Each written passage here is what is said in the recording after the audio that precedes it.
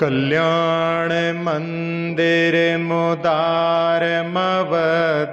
भेदी भीता भय प्रदमनिंदित मंग्री पद्मम संसार सागर निमज्ज दशेष जंतु पुतायमानमभिनम्य जिनेश्वरस्य यस्य स्वयं सुरगुरुर्गरिमाम्बुराशिः स्तोत्रं सुविस्तृतमतिर्न विभुर्विधातुम्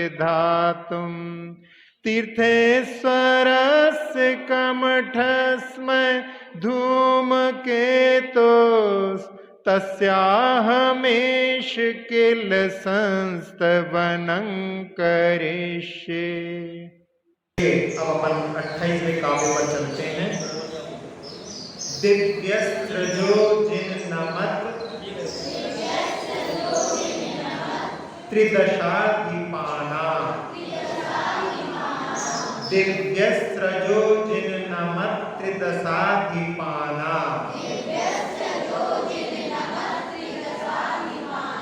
मुत्सृज्य रत्न रचिता नपि मौलि बंधा मुत्सृज्य रत्न रचिता नपि मौलि बंधा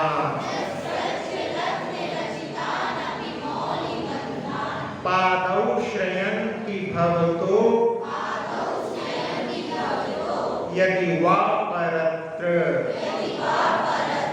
पादौ श्रयन्ति भवतो यदि वा परत्र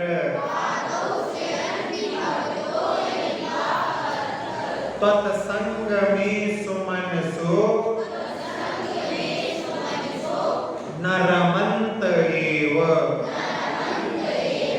तत्संगमे सुमनसो न रमन्त एव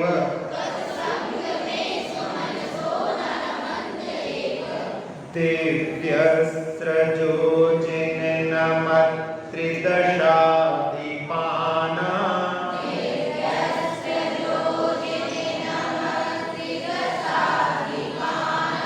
दिव्यस्त्रजो जिन्नमत त्रिदशाधिपाना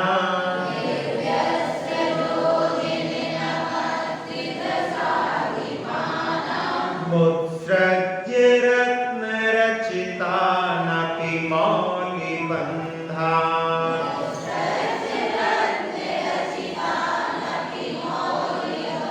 मुत्सृज्य रत्न रचिता नपि मौलि बंधा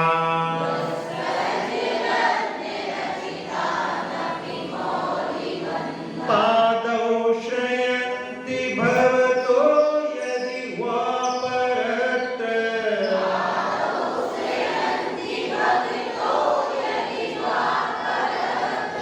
पादौ श्रयन्ति भवतो यदि वा परत्र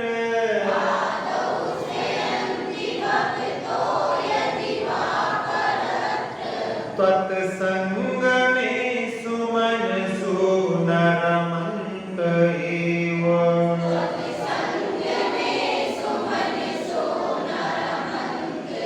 त्वत्संगमे सुमनसो न रमन्त एव।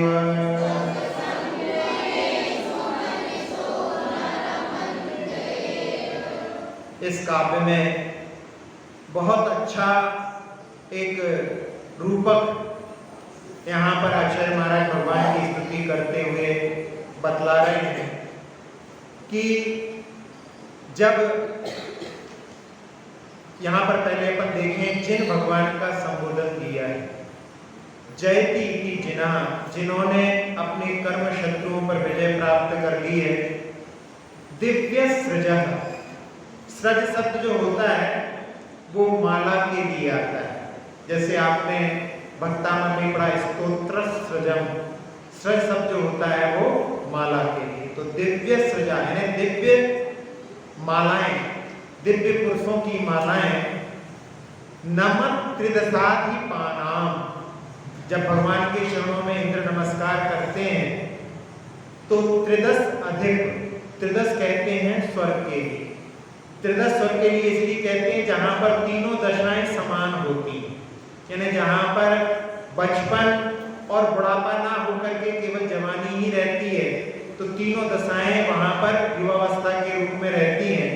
तो ऐसे त्रिदश के अधिक यानी जो इंद्र हैं, जब भगवान के चरणों में नमन करते हैं, रत्न रजतान अपनी मौली बंधान, जो रत्नों से बने हुए उनके मुक्तों में जो दिव्य मालाएं लगी रहती हैं, विहार यानी उनको छोड़ करके, जिन मुक्तों में वो मालाएं लगी रहती हैं, वो उनको छोड़ करके भवतः पादौ शयन्ति, भगवान आपके चरणों का आश्रय लेती। और यहां पर कह रहे हैं यदि बात ठीक ही है, तत्संग में सुमनसा अपरत्र नाय प्रमन्ते, जब आपका सानिध्य यदि प्राप्त हो रहा हो, सुमन के लिए वहां पर दोनों अर्थ हैं। वहां पर एक तो उन फूलों के लिए हो गया, और जिनके अच्छे मन हैं ऐसे विद्वानों के लिए भी हो गया कि यदि आपका सानिध्य यदि कहीं प्राप्त हो रहा हो तो वे अन्यत्र कैसे अपने मन को लगा सकते हैं, अर्थात वो सब जगह से छोड़ करके आपके चरणों का ही आश्रय अवश्य है। तो वो मालाएं जो कि रत्नों से बने हुए मुक्तों में लगी हुई हैं, और जब भगवान के चरणों में वो नमन करते हैं तो वो मालाएं उन मुक्तों को भी छोड़ करके आपके चरणों का आश्रय लेना चाहती हैं। तो ऐसा कौन विद्वान होगा जिनको भगवान के चरण यदि मिल रहे हों तो वो और अन्यत्र कैसे रम सकते हैं, वो भी सब भगवान के चरणों में ही रमना अपने लिए सबसे पहले चाहेंगे।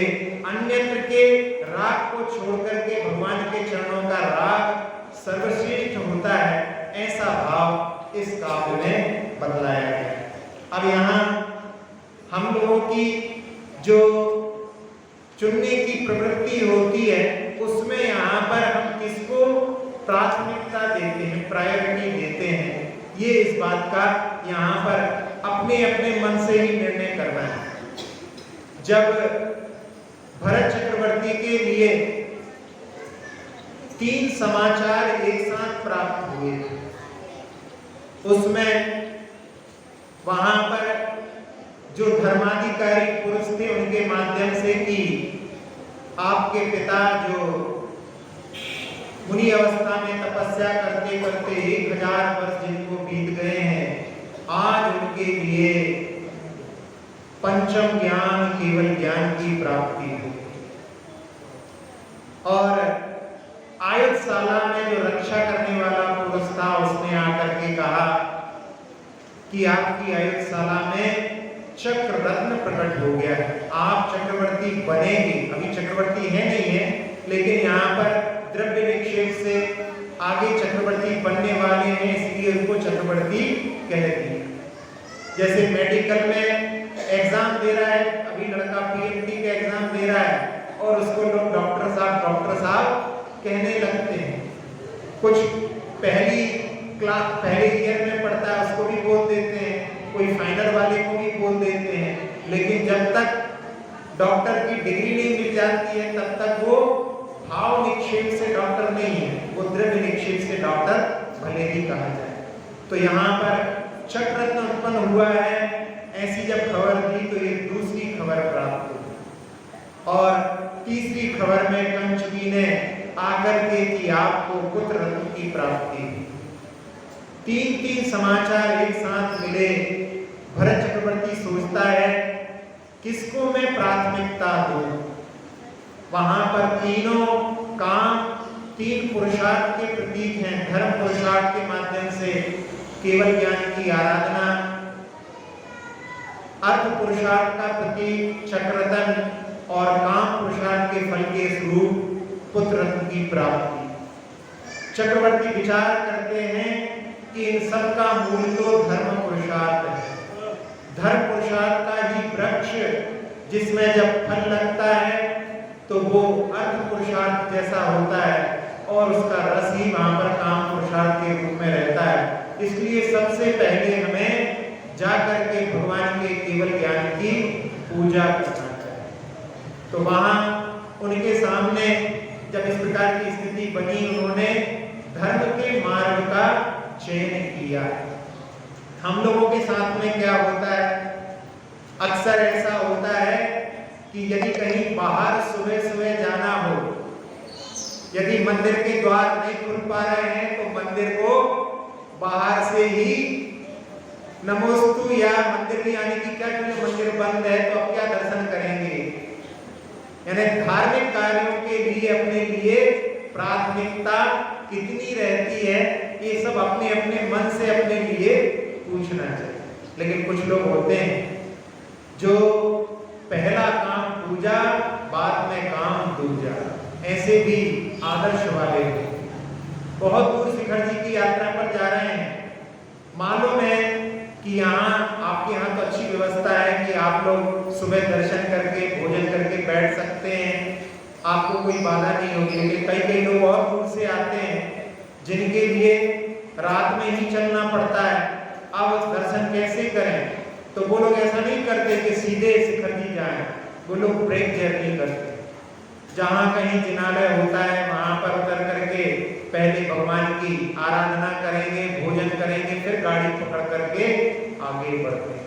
तो वो वहां पर प्रायोरिटी धर्म के लिए है, ये इसके माध्यम से अपन परिलक्षित कर सकते हैं। तो यहाँ जो बताया गया है कि हम किसका चयन करते हैं, ये हमें इस काव्य के माध्यम से ढूंढने की आवश्यकता है। जहां जब युद्ध निश्चित हो गया था और उस समय दोनों कौरव और पांडव, तीन खंड के अधिपति नारायण श्री कृष्ण से हमें इनका साथ चाहिए है, इनकी मदद चाहिए है, दोनों वहां पर पहुंचते हैं। और उसमें पांडव पहले पहुंच जाते हैं, कौरव बाद में पहुंचते हैं, दुर्योधन बाद में पहुंचते हैं। और वो वहां पर जाकर के उनके चरणों के पास खड़े हो जाते हैं और दुर्योधन उनके सिर के पास खड़े रहते हैं। जब उनकी आंख खुलती है तो पहली दृष्टि पांडवों के ऊपर जाती है और जिसको पहले देखा है उसको पहला चांस दिया जाएगा कि आप मांगो, आप क्या चाहते हैं।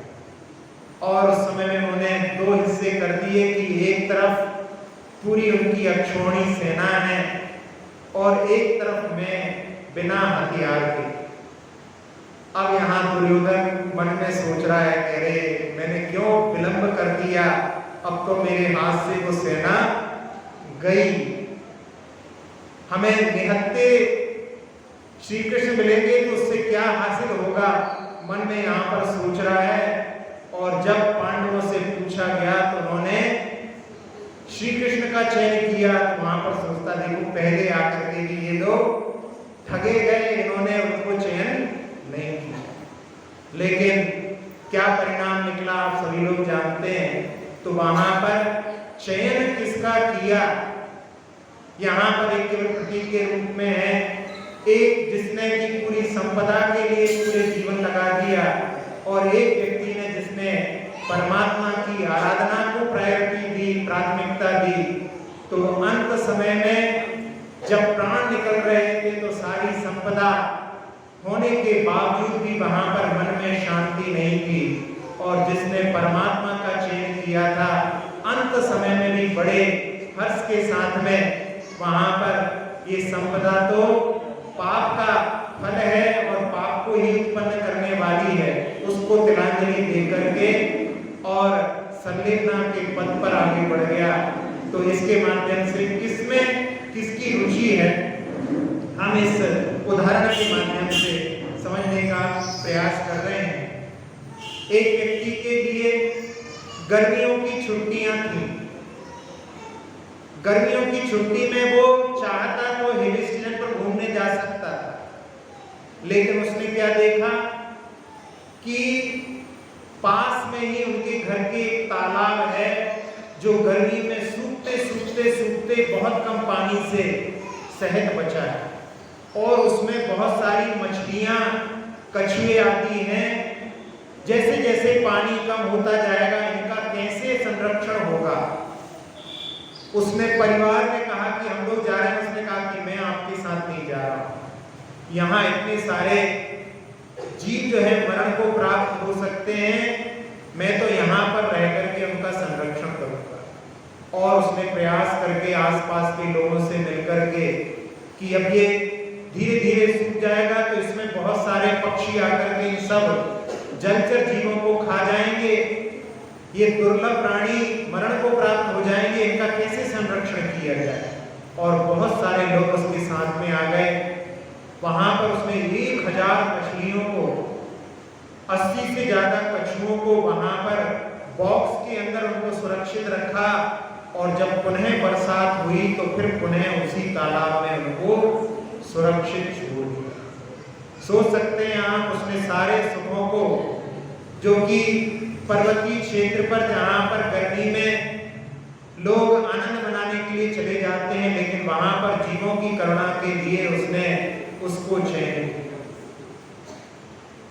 एक गांव में 2 बच्चे खेलते खेलते एक जगह पर पहुंचे जहां पर स्ट्रीट लाइट जो जलती है, रोड की लाइट, उसका स्विच जहां पर था, वहां पर उन्होंने देखा कि एक पक्षी ने वहां पर अंडे दिए और यदि उस स्विच को चालू किया जाएगा तो वो सारे पक्षी के बच्चे वहां पर मरण को प्राप्त हो जाएंगे।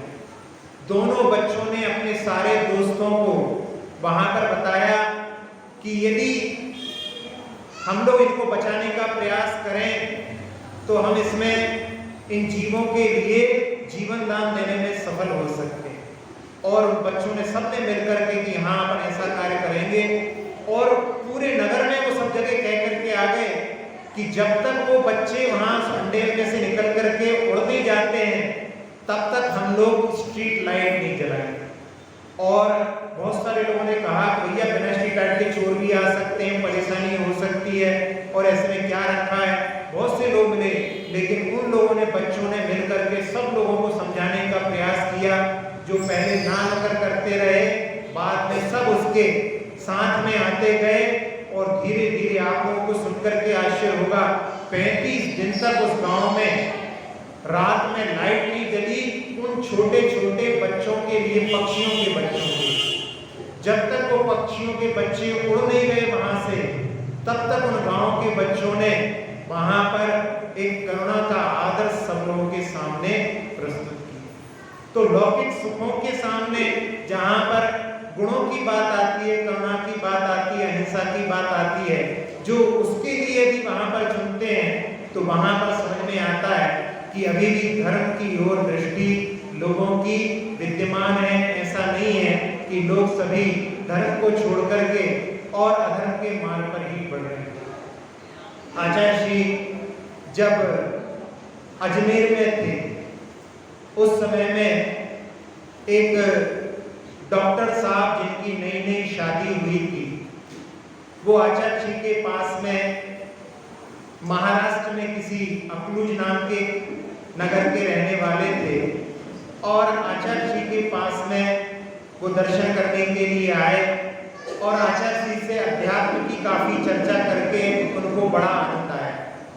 वो भी स्वाध्यायशील थे और अध्ययन करते करते, चर्चा करते करते काफी दिन व्यतीत आचार्य श्री के सानिध्य में उनके हो रहे थे। एक दिन ऐसा हुआ कि जब वो दर्शन करने के लिए आचार्य श्री के पास में आए और जब उन्होंने चरणों में नमोस्तु प्रेषित किया, व्यक्ति जब झुकता है और उसकी ऊपर की जेब में, पॉकेट में यदि जो कुछ रखा होता है वो उसके झुकने के पहले ही बाहर गिरने लगता है। धन हो, संपत्ति हो, पेन हो, मोबाइल हो, आजकल तो मोबाइल रहते हैं, उस जमाने में मोबाइल नहीं था, तो ऐसी सामग्री यदि ऊपर की जेब में रखी हो और झुकते समय में वो जल्दी से नीचे गिरने लगती है और जब वो संपत्ति गिरी तो व्यक्ति ने नमोस्तु भूल करके उनको संभालने में लग गया। होता है ऐसा, बीच में ही जो है जैसी वो गिरती है उसके प्रति आसक्ति का भाव वहां पर जिस कार्य के लिए कर रहे हैं उसको भूल करके उसको संभालने में सहजता से लग जाते हैं।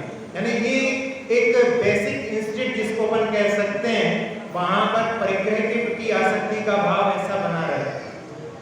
आचार्य श्री कहते हैं रात में शयन करते समय यदि मच्छर कहीं बैठता है तो हाथ उसको मारने के लिए बढ़ जाता है। जिन लोगों का उसके शरीर के प्रति आसक्ति का भाव बहुत विद्यमान है।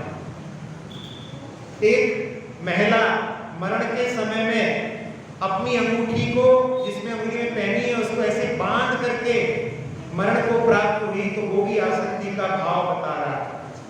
और उस अंगूठी को प्राप्त करने के लिए उनके परिवार वालों ने उंगली को तोड़ करके अंगूठी निकाली, तो उनकी और ज्यादा आसक्ति का भाव वहां पर उसके माध्यम से प्रकट होता है। तो जब वो उसको संभालने लगे तो आचार्य जी के मुख से कि जड़ पर झुक झुक जाता चेतन, कि मार्दव की खंडित काया निज शाश्वत अक्षय निधि पाने अब दास चरण रज गया। जैसे ही ये शब्द उन डॉक्टर साहब के कान में पड़े तो उनको लगा कि यहाँ पर मेरी प्रवृत्ति जड़ के प्रति झुकने की हो गई। जड़ पर झुक झुक जाता चेतन। और उस समय उन्होंने आचार्य जी से कहा कि मैं भी जड़ के राग को छोड़ने की सामर्थ्य रखता हूँ। आचार्य जी का प्रत्येक जीव में भगवान बनने की सामर्थ्य है।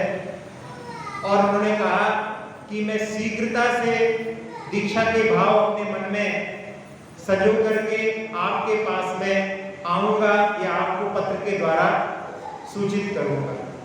और वो चले गए। अपनी पत्नी से उन्होंने अभी भी नया नया विवाह हुआ है और अपनी पत्नी से भी चर्चा करके और उन्होंने आचार्य जी के लिए कि मैं दीक्षा के लिए तैयार हूँ, आप अपनी जो सहमति प्रकट करने के लिए हमें सूचित करें। और उस समय आचार्य जी जब ज्ञान सागर जी महाराज की समाधि हो गई थी और उस समय तो उनकी चर्या बिल्कुल भगवान महावीर जैसी, ऐसा भी लोग कथन करते हैं, जिस समय में मात्र 2 घंटे के लिए वो समाज के बीच में आते थे। 1 घंटा उनका उपदेश का होता था और 1 घंटा आहार का। बस 1 घंटा भी नहीं लगता था आहार का, ना पहले लगता था ना अब लगता है। हमेशा उनका अंतर मुहूर्त के अंदर ही आहार हुआ है। तो उस समय उन्होंने उस समय ऐसी उनकी वैराग्य की प्रवृत्ति वहां पर थी। उनके पत्रों को आचार्य जी ने ना कभी किसी के पत्र का जवाब दिया। और 2-3 पत्रों के बाद में जब उनको लगा कि कोई यहाँ से सहमति नहीं मिल रही है, तो उन्होंने वहीं पर किसी महाराज से दीक्षा धारण कर ली और उनकी पत्नी ने भी उनके साथ साथ में छुल्लिका के व्रतों को वहां पर स्वीकार। तो यहाँ इस काव्य के माध्यम से कि जिसमें हमारी प्रायोरिटी क्या है, हम जड़ के लिए अपना जो है प्रायोरिटी देते हैं कि चेतन धन के लिए हम चुनते हैं। ये इस काव्य के माध्यम से हम लोगों के लिए एक प्रेरणा इसमें मिलती है। एक आप लोगों ने कथानक के रूप में पहले महाराज जी के मुख से सुना है कि व्यक्ति जब निकलता है अपने घर से अपनी समस्याओं को लेकर के और रास्ते में उसके लिए कुछ लोग मिलते हैं कि तुम किसी महान पुरुष के पास में जा रहे हो और हमारी समस्या का भी निदान पूछ लेना, तो उस समय में एक व्यक्ति कहता है कि हमारे जो वृक्ष हैं उनमें फल क्यों नहीं आ रहे हैं, वो वृद्धिंगत क्यों नहीं हो रहे। दूसरा कहता है कि हमारी बेटी बोलती क्यों नहीं है। और तीसरा एक साधु जो कई वर्षों से तपस्या कर रहा था लेकिन हमारे मन में शांति क्यों नहीं है। और जब वो पहुंचता है उन सिद्ध पुरुष के पास में तो वो कहते हैं कि बस एक बार में 3 ही प्रश्नों का उत्तर देता हूँ। वो अपनी समस्या को गौण करके और परोपकार की भावना से उन सबके प्रश्न वहां पर पूछता है और उसके उत्तर के रूप में जब उसके लिए समाधान मिलता है वो लौट करके आकर के कहता है कि आपके इस वृक्ष के नीचे जड़ों में वहां पर कुछ अवरोध है, उसको दूर कर दिया जाए तो इनकी वृद्धि होने लगेगी। और वहां पर देखते हैं तो जड़ में कलश रखे रहते हैं, वो कलश उन्हीं को दे देता है। फिर उसके बाद में उन साधु से बोलते हैं तो साधु की दाढ़ी में एक हीरा छुपा करके रखा हुआ था। जब तक परिग्रह में आसक्ति रहेगी तब तक शांति प्राप्त नहीं हो सकती। उसकी चिंता में जो मग्न है वो अपनी आत्म ध्यान में कैसे तल्लीन हो सकता है। वो साधु भी उनको हीरा दे देता है और बाद में जो कन्या बोलती नहीं थी उससे जाकर के बस केवल जब वो पूछना कि तुम किससे विवाह करना चाहती हो, तो बस जैसे ही तुम उससे पूछोगे वो तुम्हारे साथ में विवाह करने के लिए तैयार हो जाएगी और उस समय में बोलने के लिए वो वहां पर उसकी वाणी फूट पड़ेगी। तो वहां जिस व्यक्ति के लिए अपना जो कार्य था उसको छोड़ करके उसने परोपकार को चुना और उसके माध्यम से उसकी गरीबी का जो दूर करने के लिए गया था वो वहां पर दूर हो गई। तो ऐसे यहाँ पर हम किसका चयन करते हैं, इस बात के लिए यहाँ पर इस काव्य में कितने अच्छे उदाहरण के माध्यम से आचार्य महाराज ने समझाया है कि वो दिव्य मालाएं जो मुक्तों में लगी हुई हैं वो उनको छोड़ करके जो रत्नों से बने हुए हैं उनको छोड़ करके भगवान के चरणों का आश्रय लेती हैं और साथ साथ में जो भगवान के चरणों का आश्रय यदि मिल रहा हो बाकी सब चीजों को छोड़ करके यदि उनको चुनता है तो इसमें कोई आश्चर्य वाली बात नहीं है। ऐसा इस काव्य में भाव छुपा हुआ है। हम इसको समझ करके अपने लिए भी हम किसको प्राथमिकता देते हैं इस काव्य के माध्यम से प्रेरणा प्राप्त कर सकते हैं। दिव्यस्त्र जो जिन नमः त्रिदशाधिपाना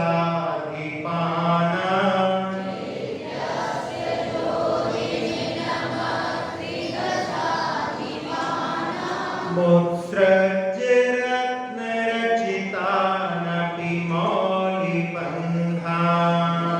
अक्षर पद मात्रा से दूषित वचन अगर ममहीन रहे और प्रमाद कषाय के वश में सम्यक अर्थ विलीन किए। जिन वाणी माता मेरी उन सब त्रुटियों को क्षमा करें, दे आशीष शीघ्र हम सबको केवल लब्धि रमा मिले। प्राप्त हमें हो बोधि समाधि परिणामों की शुद्धि हो, निज आत्म उपलब्ध हमें हो, शाश्वत सुख की सिद्धि हो। चिंतित वस्तु दात्री माता चिंतामणि उपमा भाती, करो वंदना पूर्ण विनय से चरण रखूं मैं ये पाती। कर जिन वाणी स्तुति तन की ममता टार, महामंत्र का जाप अब सभी जपें नभ बार।